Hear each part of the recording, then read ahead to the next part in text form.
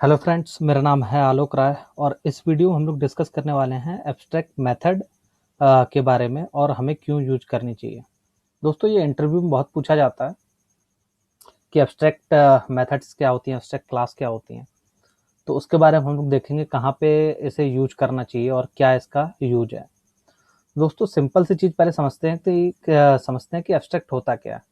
तो abstract means दोस्तों ये होता है कि कुछ एक चीज, अगर मैं सिंपल टर्म में बोलूं कि कुछ आपके पास है बट उसका कॉन्क्रीट इम्प्लीमेंटेशन, यानी कि अगर मैं इसे क्लास के फॉर्म में आपको समझाऊं कि मेरे पास एक मेथड तो है बट उसकी बॉडी डिफाइंड नहीं है, यानी कि मेथड मेरे पास है बट उसका कॉन्क्रीट इम्प्लीमेंटेशन नहीं है, उसको बोलते हैं हम लोग एब्स्ट्रैक्ट।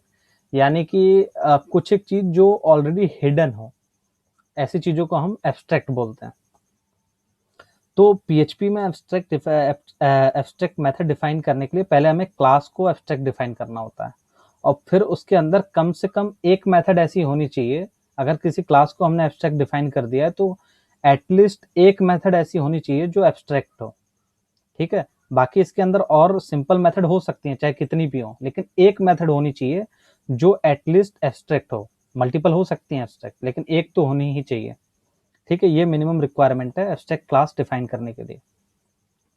दोस्तों, एब्स्ट्रैक्ट मेथड्स की हम कभी बॉडी डिफाइन नहीं करते, यानी कि वो सिर्फ हम मेथड डिफाइन करते हैं, उसका जो कॉन्क्रीट इम्प्लीमेंटेशन है, उसका जो लॉजिक है, वो हम यहीं पे डिफाइन नहीं करते।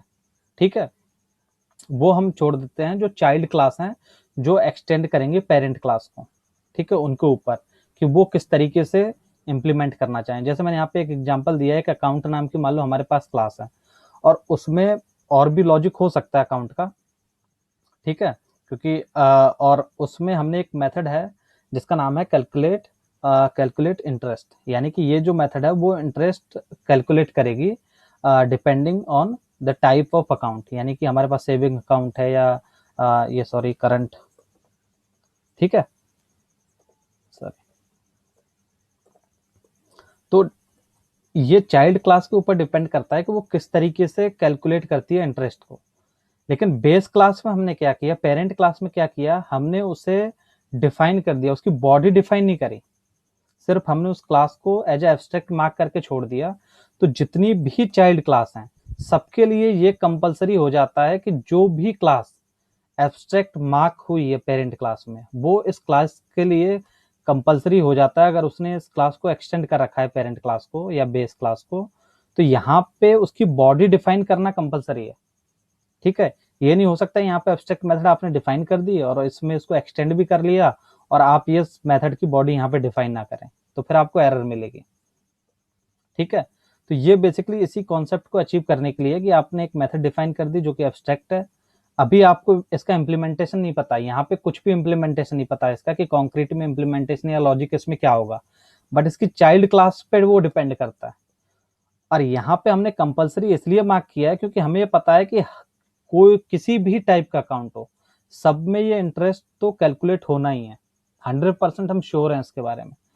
तो इसको बेटर है कि जब भी ऐसी सिचुएशन आए कि हमें ये 100% पता हो कि चाइल्ड क्लास इस पेरेंट क्लास की इस मेथड को हमेशा अपने पास यूज करेगी, ठीक है, इन फ्यूचर, तो हम उसे एब्स्ट्रैक्ट मार्क करके छोड़ देते हैं और उसकी जो बॉडी है वो चाइल्ड क्लास के ऊपर डिपेंड है। यानी कि वो लॉजिक चाइल्ड क्लास को हम दे देते हैं कि वो जिस तरीके से भी कैलकुलेट करना चाहे वो करे। यानी कि करंट क्लास जैसे भी लॉजिक लिखना चाहे वो यहाँ पे लिख सकती है, पेरेंट सेविंग चाहे वो जिस तरीके से भी कैलकुलेट करना चाहती है इंटरेस्ट, वो यहाँ पे कर सकती है। तो लॉजिक आपके ऊपर है, लॉजिक चाइल्ड क्लास के ऊपर है। लेकिन यहाँ पे सिर्फ हम इतना बताते हैं कि ये अगर मैंने एब्स्ट्रैक्ट मार्क कर रखी है तो इसका मतलब ये हो गया कि जो भी चाइल्ड क्लास इस क्लास को एक्सटेंड करेगी उसके अंदर जितनी भी एब्स्ट्रैक्ट मेथड है, यहाँ तो मैंने एक ही एग्जांपल दिया है, तो उसकी बॉडी हमें यहाँ पे डिफाइन करनी ही होगी, अदरवाइज हमें एरर मिलेगी। ठीक है, जैसे इसी में अगर मान लो मैं इस क्लास को यहाँ पे इसकी बॉडी डिफाइन नहीं करता और इसको रन करके देखता हूँ, तो मुझे एरर आनी चाहिए। देखो ये कि सेविंग नाम की जो क्लास बनाई है contains one abstract method and must therefore be declared abstract. ठीक है, यानी कि यहाँ पे अगर मैं देखूं सेविंग क्लास, तो उसके पास ये एब्स्ट्रैक्ट मेथड है और इसलिए ये कंपलसरी हो जाता है कि मैं उसकी बॉडी यहाँ पे डिफाइन करूँ इस तरीके से, और फिर जो भी लॉजिक लिखना है वो मैं यहाँ पे लिख सकता हूँ। तो उम्मीद करता हूँ दोस्तों आपको ये एब्स्ट्रैक्ट क्लास और एब्स्ट्रैक्ट मेथड क्या होती हैं और उसका कॉन्सेप्ट क्या है बेसिकली, यानी एब्स्ट्रैक्ट कीवर्ड का क्या मतलब है वो मैंने समझा दिया, और इसको किस तरीके से हम लोग यूज करते हैं वो हमने समझा दिया कि ये कॉन्ट्रैक्ट हमने डिफाइन कर दिया।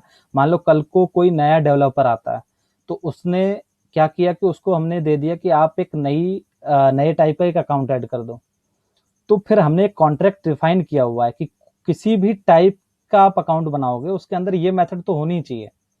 तो वो क्या करेगा कि जैसे ही इस क्लास को एक्सटेंड करेगा पेरेंट को, उसे पता है कि मुझे कैलकुलेट इंटरेस्ट नाम की एक मेथड बनानी है और उसके अंदर मुझे ये लॉजिक लिखना है।